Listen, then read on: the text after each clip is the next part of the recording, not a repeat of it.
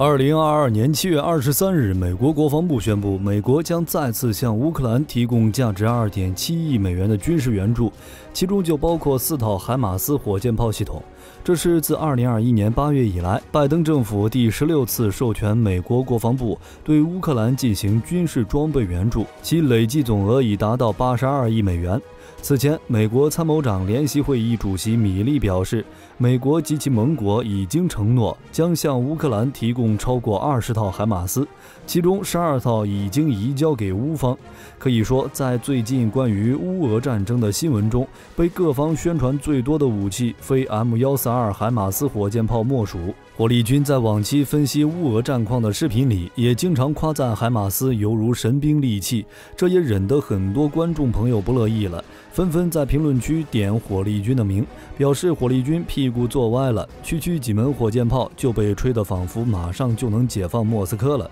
今天火力军就听取各位观众朋友的意见，少点吹嘘，多点实际，来看看乌军自从获得海马斯后都取得了哪些战果，海马斯对于乌军到底意义有多大，以及俄军面对海马斯将会如何应对。首先来看看海马斯参战后都取得了哪些战果。海马斯刚刚投入使用后，在6月24日就立刻攻击了俄军在伊久姆的第20集团军前线指挥部，在7月9日又摧毁了俄空降军第106空降师指挥部。俄军仅上校级别的军官就牺牲了3名。除了打击指挥部这种高价值目标，海马斯还不断袭击俄军弹药库。据不完全统计，到目前为止，俄军已有20多座弹药库被海马斯摧毁。除此之外，乌军还用海马斯攻击了蛇岛以及利西昌斯克炼油厂。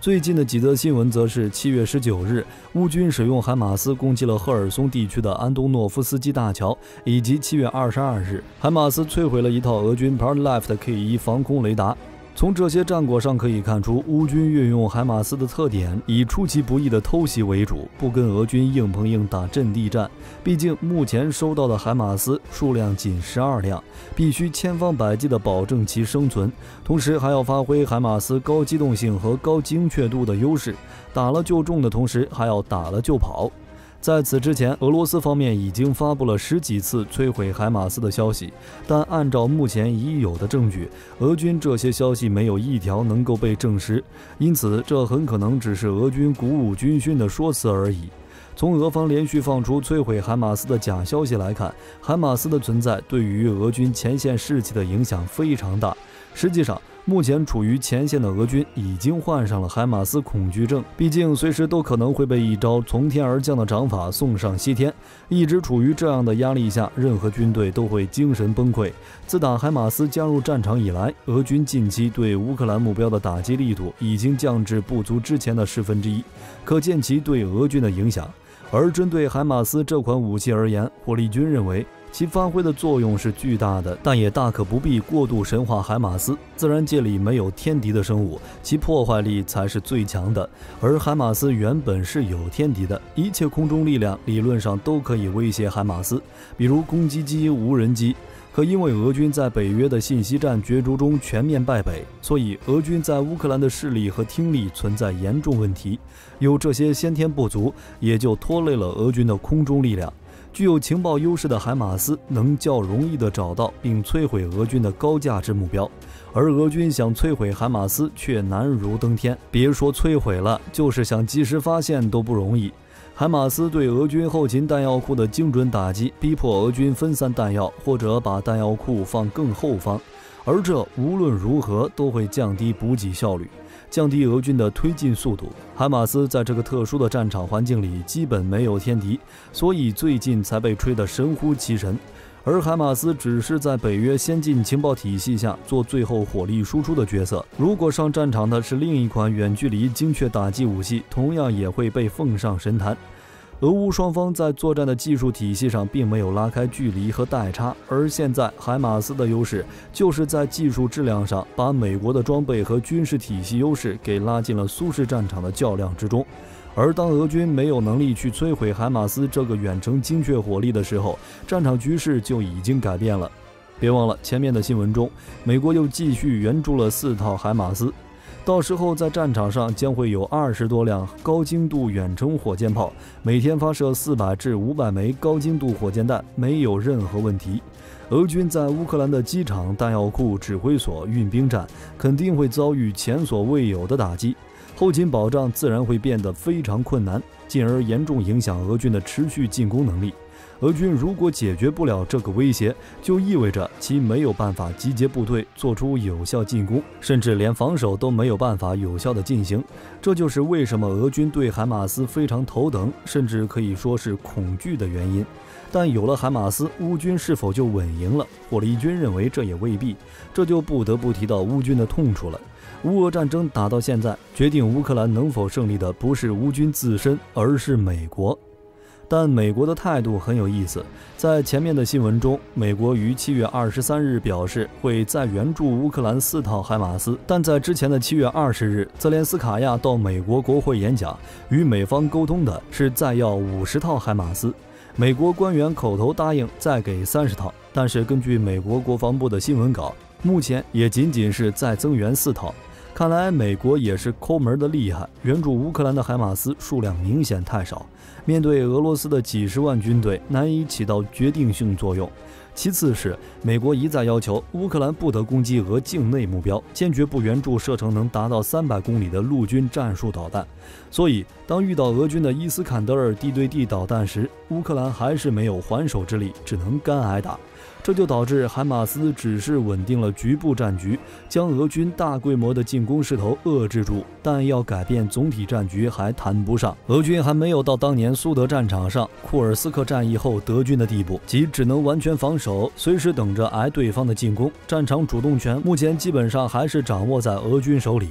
除此之外，美国对乌克兰的援助，无论是海马斯还是 M777 火炮，都是拆除了自动化火控设备的简化版。与之对比，美军自用的完全体版本，在接收到其他信息平台传播的各种数据后，目标坐标数据和发射器与目的地风偏等信息，火控系统会自动输入在火箭弹上，士兵仅需按下发射钮，打完就可以跑路了。乌军则需要手忙脚乱的人工输入各种收到的数据，然后再发射。当然，美国人这样做的目的也是怕万一海马斯或 M777 被俄军缴获，许多敏感信息就会被泄露。而拆除自动化设备后，即使被缴获，只要在数据链上清除这个地址就行了，火炮就再也接收不到任何信息。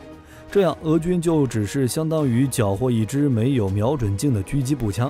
只能当普通步枪使用了。那么接下来的问题就是，俄军会如何反制海马斯呢？首先从拦截角度来看，7月19日，乌军使用海马斯攻击赫尔松地区的安东诺夫斯基大桥时，俄军就动用了山毛榉防空系统进行拦截，然而效果却差强人意。海马斯第一次发射了6枚 M31 火箭弹，其中山毛榉拦截了4枚，第二次发射了8枚火箭弹，都成功地避过了俄军的拦截，全部击中了大桥。山毛榉这样的拦截精度可以说是非常感人，当然这也并非全是俄军水平的问题。俄军现有防空系统，不论是山毛榉还是 S400， 其设计之初的目的就不是拦截火箭弹，而是高空中弹道相对固定的导弹以及飞行器。就拿 S400 来举例，其从开机到准备完成需要35秒，而面对速度在3马赫的火箭弹，留给其摧毁的时间窗口只有1/10。更何况海马斯都是一次齐射10余枚，面对这样的饱和式打击，俄军能够全部拦截的几率微乎其微。而纵观全世界，能够拦截海马斯的也就仅有以色列的铁穹这种专门为应对火箭弹而生的防御系统。哪怕是美国的爱国者防空系统，在应对海马斯这种火箭弹时的拦截效果都很不理想。铁穹的雷达能扫描跟踪比火箭炮还小的迫击炮弹，但按照以色列现在的立场，俄罗斯想要铁穹肯定是没门，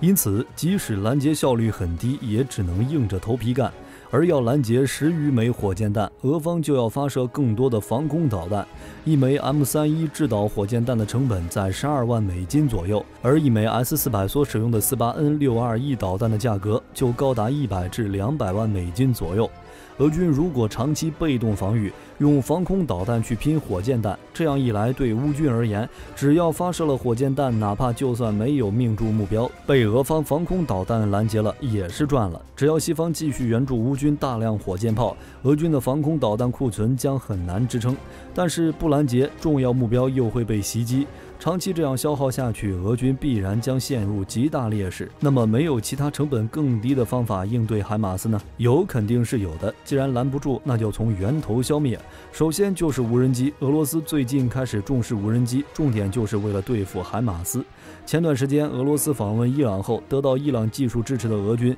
用新型柳叶刀自杀无人机，开始炸乌军的火炮阵地。但目前仅凭这一款无人机去炸海马斯还是不够。目前乌军的防空系统比较克制无人机，乌军手中有美国援助的无人机诱捕设备，还有毒刺导弹、星光导弹，外加天上飞着灰鹰无人机预警。值得一提的是，乌军的星光毒刺多得跟不要钱一样，完全可以用它们去消耗俄军的自杀式无人机。所以现在的情况下，拿无人机对付海马斯对于俄军而言走不通，那就只剩下动用空军这一条路了。但注意，海马斯加入战场的时机即6月末7月初，此时俄军的精确制导弹药几乎用光了，这意味着美国早就打好算盘，就怕援助早了，海马斯被俄罗斯的空军干掉，专门在俄罗斯的精确制导弹药打光，并深陷乌东战场时登场。这时我们再看评论区中讨论的问题，海马斯到底有没有改变局部战局的能力？或者说，在这种中低烈度的战争中，单一武器有没有改变战场局势？火力军的观点是有。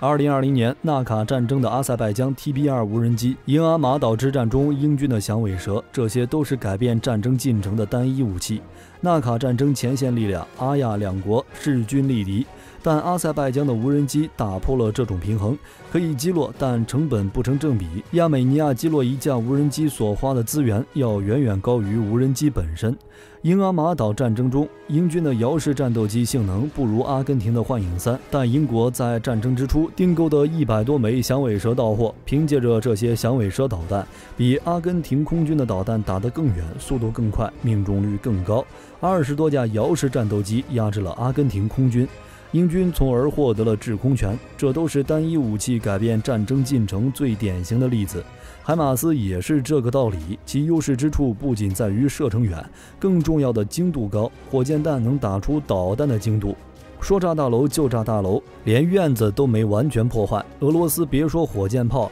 就是导弹也未必有这种精度。海马斯成本低、射程远、精度高，所以在乌克兰南部战场迅速帮助乌克兰取得优势。而眼下的俄军精确制导武器耗尽，后续生产困难，战略目标也相当模糊。俄军自己都不知道乌东乌南哪个该作为主战场。在这些因素的加持下，海马斯虽然不能改变整体战争走向，但完全能影响到局部战局的局势。你们认为海马斯的影响是否如火力军所言这般？欢迎将看法发表在评论区。本期的内容就到这里，我是火力军，我们下期再见。